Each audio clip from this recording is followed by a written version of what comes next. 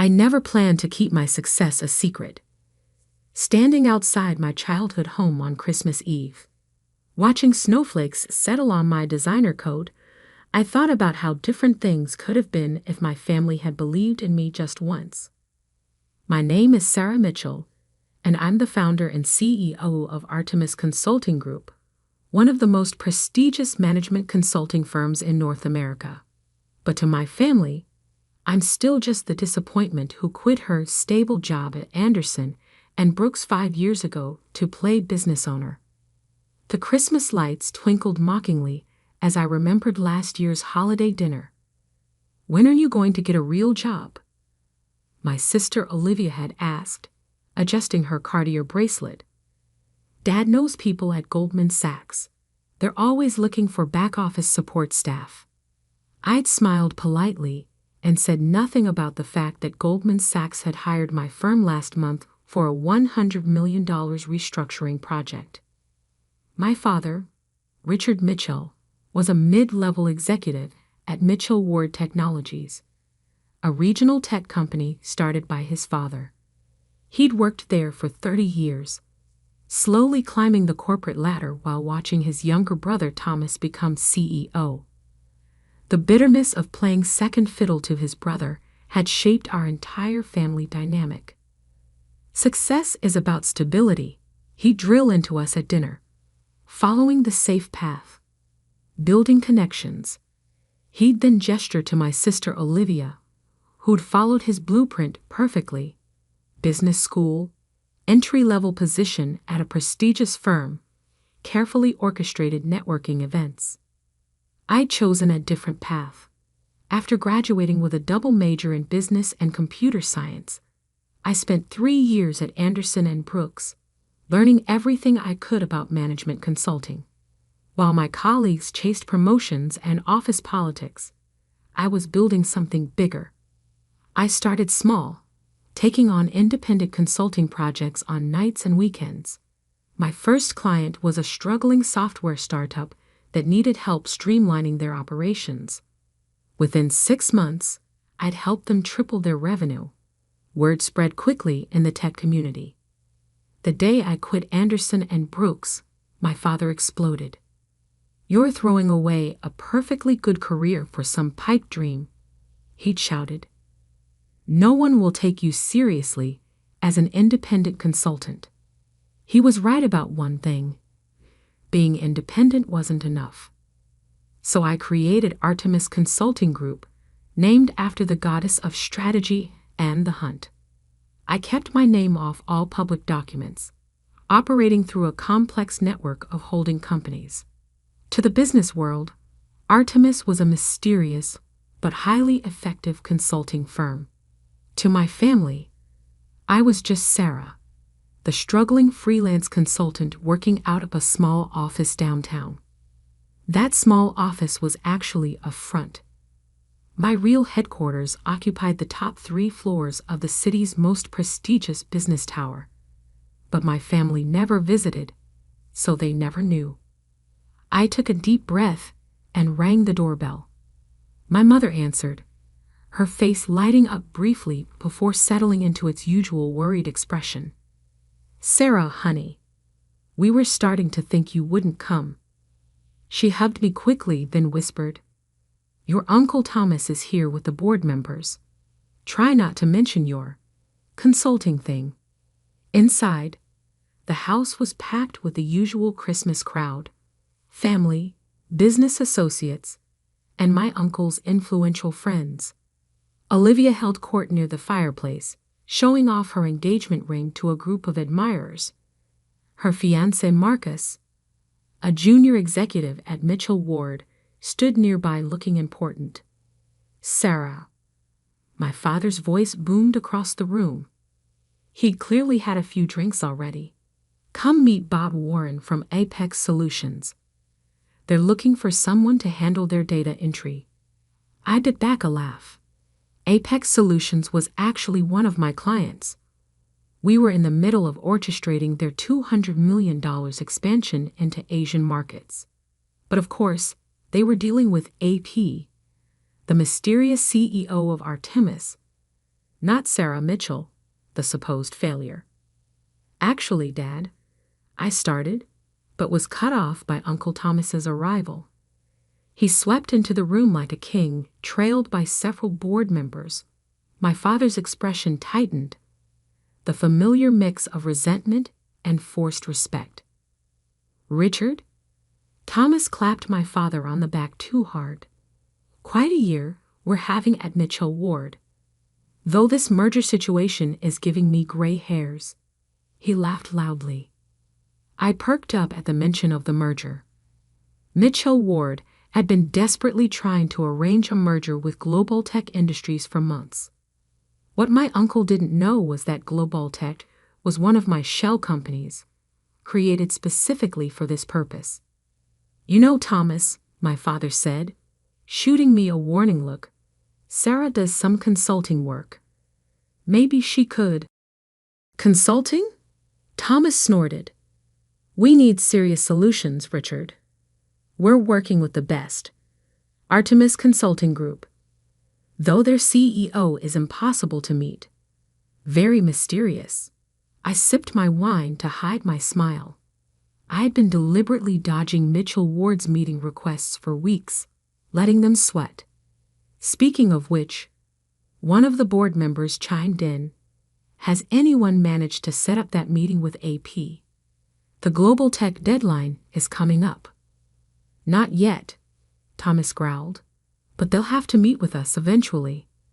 We're Mitchell Ward, after all. I couldn't help myself. Maybe they're not impressed by the name. The room went silent. My father's face darkened. Sarah, he warned. But I continued. From what I hear, Mitchell Ward's market position isn't as strong as you think. The Global Tech merger isn't a power play. It's a desperate move to avoid bankruptcy. I knew I'd gone too far, but years of condescension and dismissal had finally boiled over. Uncle Thomas's face turned purple. How dare you? What would you know about our company's position? My father grabbed my arm, pulling me toward the kitchen. I need to speak with you. Now. In the kitchen, he exploded. Have you lost your mind? Embarrassing me in front of Thomas? In front of the board? I was just. You're a disgrace, he shouted. Working your little consulting jobs, pretending you understand business. You know nothing about the real corporate world. The kitchen door opened. Olivia stood there smirking, with Marcus and several others peering in curiously. Maybe she should leave, Dad, Olivia suggested sweetly. We don't want to upset Uncle Thomas further. This merger is too important. My father's face hardened. She's right. Get out. We don't want a lowly consultant here, spreading lies about our company. I looked at their faces, my father's anger, Olivia's satisfaction, my mother's silent compliance. 5 years of hiding my success, of letting them believe I was a failure, all led to this moment.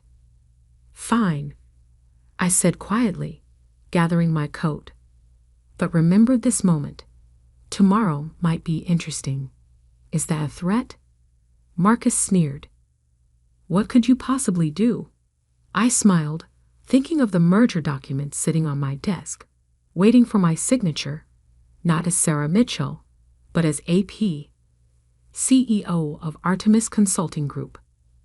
Merry Christmas, I said, and walked out into the snowy night, leaving them to their celebration. They had no idea that tomorrow their entire world would turn upside down. The next morning, I arrived at Artemis headquarters before dawn.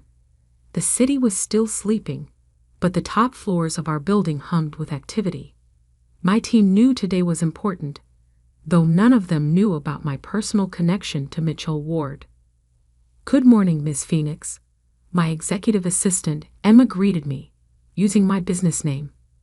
She was one of only 3 people who knew both sides of my life. The Mitchell Ward delegation is scheduled for 10 a.m. Your uncle has called 4 times already trying to move it earlier.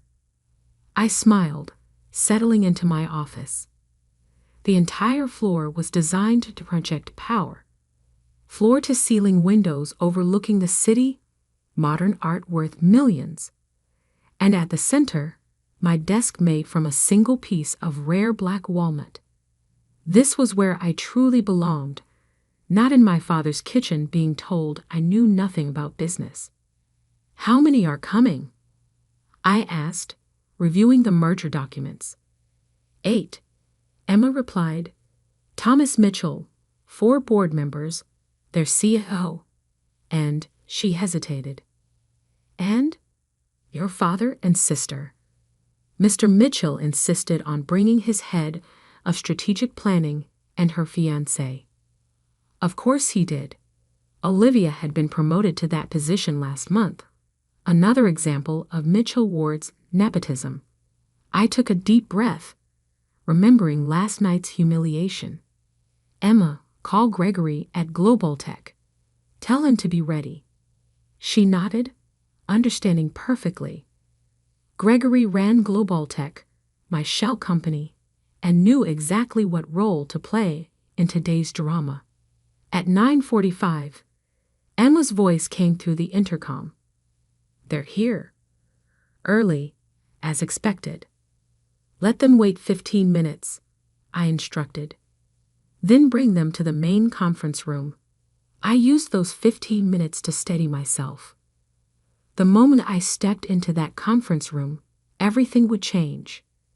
No more hiding, no more pretending to be less than I was. At exactly 10 a.m., I heard them being led into the conference room. Through the frosted glass walls, I could see their figures, Uncle Thomas pacing impatiently, my father sitting stiffly, Olivia whispering to Marcus. I straightened my Armani suit, checked my reflection one last time, and opened the door. The silence was immediate and absolute. Uncle Thomas recovered first. "What is this? Where is AP?" "We're here to meet with the CEO of Artemis." I walked calmly to the head of the table. "You are." "I'm AP, Ann Phoenix, CEO of Artemis Consulting Group." I smiled at their shocked faces. "Though you might know me better as Sarah Mitchell." "This is impossible," my father whispered, his face ashen. Olivia stood up so quickly her chair fell backward. "This is a joke. She's lying. She's just a small-time consultant." "Sit down, Olivia," I said quietly, but with enough authority that she obeyed automatically. "Emma, please distribute the packages." Emma handed each person a thick folder containing detailed analyses of Mitchell Ward's financial position, market vulnerabilities, and my proposed merger terms. "As you can see," I continued, "Mitchell Ward's position is extremely precarious. Your attempt to modernize your technology infrastructure has failed, burning through cash reserves. Your market share has dropped 40% in 3 years. Without this merger, you're 6 months from bankruptcy." Uncle Thomas's face had turned an alarming shade of red. "How dare you? These numbers, these are confidential." "Nothing is confidential from me," I replied. "Artemis has been watching Mitchell Ward for years. We own significant portions of your debt through subsidiary companies. We also own Global Tech Industries." Marcus laughed nervously. "That's ridiculous. Global Tech is a major international corporation." "Global Tech is a shell company I created specifically to force this merger," I revealed, enjoying their growing horror. Every deadline, every pressure point, every negotiation deadline, all orchestrated by me. My father found his voice. "Why? Why would you do this?" I met his eyes across the table. "Because you never believed in me, any of you. Last night you threw me out of Christmas dinner for daring to speak about business. Well, let me speak about business now." I pressed a button, and the room's screens lit up with more financial data. Mitchell Ward needs this merger to survive, but it will happen on my terms. First, the entire current board will resign. This is outrageous. Uncle Thomas slammed his hand on the table. We'll never agree to this. Then Mitchell Ward will collapse, I said simply. Your choice. The next hour was chaos. Uncle Thomas threatened legal action. Olivia burst into tears. The board members huddled together, whispering frantically. My father sat in stunned silence, staring at me like he'd never seen me before. Finally, Uncle Thomas deflated. What are your terms? I laid out my conditions: complete restructuring of the company, new management, and most importantly, an end to the nepotism that had weakened Mitchell Ward for years. Olivia and Marcus will be removed from their positions, I stated firmly. All future appointments will be based on merit, not family connections. You can't do this, Olivia sobbed. Daddy, tell her she can't do this. But our father said nothing. He knew I could, and I would. As they filed out hours later, having signed everything, my father lingered behind. Sarah, he started, but I cut him off. You should go, Dad. Emma will show you out. He aged 10 years in that moment. I was wrong about you. So wrong. Yes, I agreed. You were. Merry Christmas. After they left, I stood at my office window, watching the city lights come on as evening fell. Emma appeared with a glass of champagne. Congratulations, she said softly. Though I suspect this isn't over. She was right. This was just the beginning. My family now knew who I really was, but they had no idea what I was truly capable of. Tomorrow would bring new challenges. Restructuring Mitchell Ward, dealing with the press, managing the fallout from my revelation. But for now, I savored this moment of victory. The little consultant they kicked out of Christmas dinner now controlled their destiny. Sometimes revenge doesn't need to be loud or dramatic. Sometimes it just needs to be perfectly, professionally executed. I raised my glass to my reflection in the window. Merry Christmas, indeed. The weeks following the Christmas merger meeting were a hurricane of change. News of my identity spread through the business world like wildfire. Mysterious Artemis CEO revealed. The billion-dollar family secret. The press couldn't get enough of the story. I sat in my office, reviewing yet another headline. Sarah Mitchell, the woman who built an empire while her family thought she was failing. My phone buzzed. Another message from Olivia, the 10th this week. I deleted it without reading. Miss Phoenix, Emma appeared at my door. The transition team is ready for your final approval on the Mitchell Ward restructuring. The last month had been brutal for my family.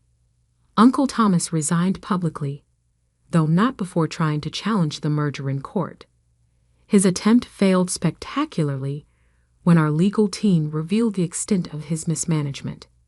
My father took early retirement, unable to face working under his daughter's authority. Olivia and Marcus had been the most dramatic.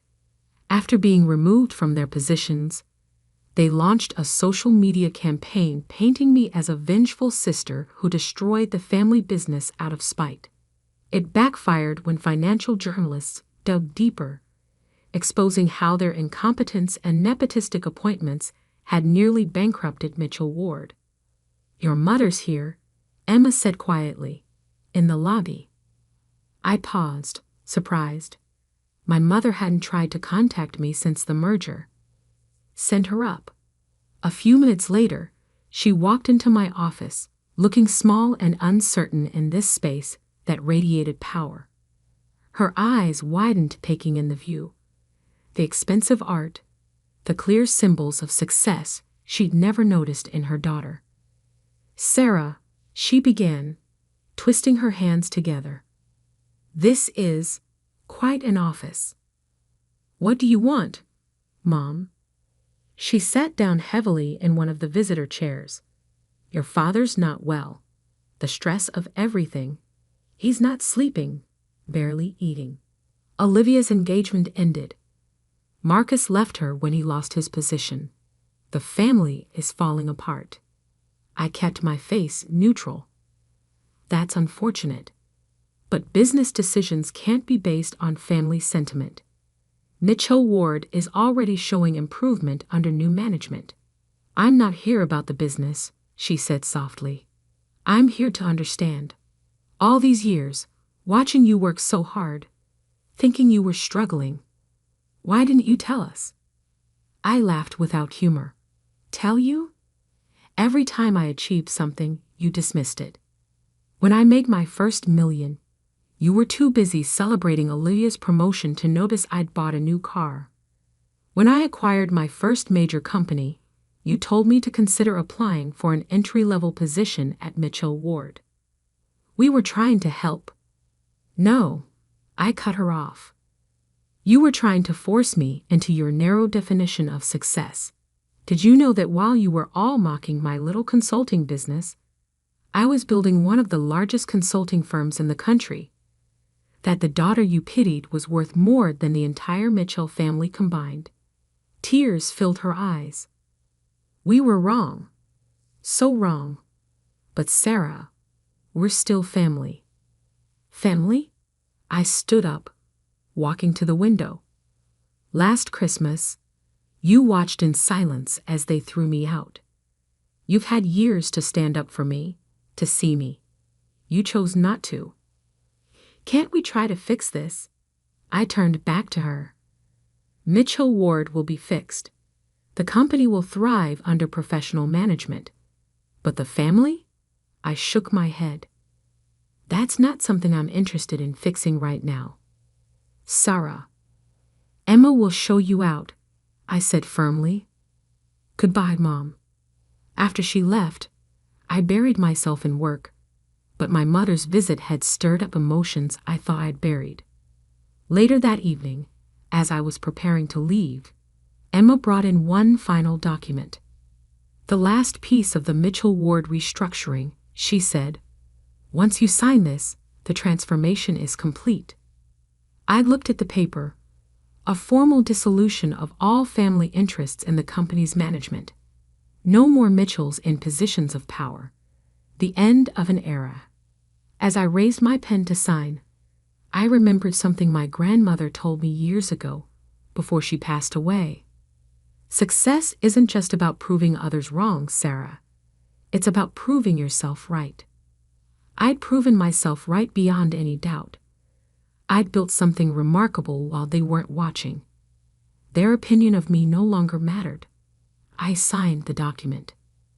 6 months later, Mitchell Ward's stock had doubled under new management. I'd received dozens of messages from family members, ranging from angry accusations to desperate attempts at reconciliation. I responded to none of them. Then one day, a different kind of message arrived. From my cousin Sophie, Uncle Thomas's youngest daughter. Unlike the rest of the family, Sophie had never participated in the mockery. She'd been quietly working her way up through a tech startup, facing the same kind of dismissal I once had. "I don't want anything," her message read. "I just want you to know that you inspired me. Watching you reveal who you really are, it gave me courage. I'm starting my own company. Not asking for help, just wanted you to know." For the first time since Christmas, I smiled at a family message. "Emma," I called, "set up a lunch meeting and look into a tech startup run by Sophie Mitchell." Emma raised an eyebrow. "Are you sure?" "Yes," I said firmly, "but not as family. As an investor interested in supporting genuine talent. Sometimes success isn't about grand revenge or public humiliation. Sometimes it's about finding unexpected allies in the rubble of broken relationships. Sometimes it's about helping others break free from the same chains that once held you back. I built an empire in silence while my family underestimated me. Their shock at discovering my true identity was satisfying, but the real victory wasn't in their downfall. It was in finally, fully becoming who I was always meant to be. Not the daughter they wanted, but the woman I chose to be. The empire I built wasn't just about money or power. It was about proving that success doesn't need anyone's permission or approval. Sometimes the greatest revenge is simply living well, on your own terms. And as I looked out over the city from my office, I knew that this was just the beginning. The little consultant they kicked out of Christmas dinner hadn't just taken over their company. She'd taken control of her own destiny. That's worth more than any merger.